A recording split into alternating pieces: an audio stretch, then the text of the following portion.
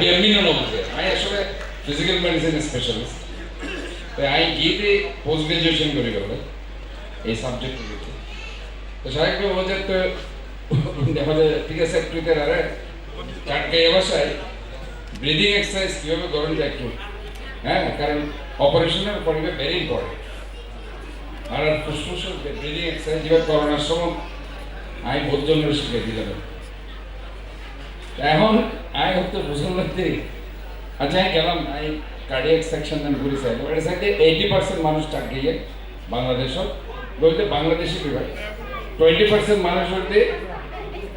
অন্য অন্য ডিস্ট্রিক্ট হতে তাই মানে চিন্তা করলাম না সারগা মানুষের এত দিলে কার্ডিয়াক প্রবলেম হয় হয়তো বা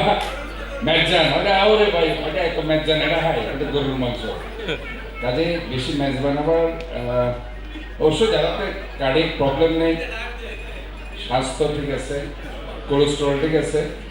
কোনো সমস্যা নেই হাই একটু ব্যায়াম করবেন আর কি বুঝলেন না আবার শুনো যায়নি হাই একটু রাডি করবেন হ্যাঁ এক্সারসাইজ করবেন আর একটু চেক করবেন কোলেস্টেরল চেক করবেন লিপিড প্রোফাইল চেক করবেন হার্টের যে এনজাইম আছে ইন চেক করবেন মাঝে মধ্যে কাজে ইয়েন যেহেতু আমি সার্কার মেয়র এখন আয় যদি বেগিন নহয় হ্যাঁ স্বাস্থ্যগত দিকে একটা ফোন করিব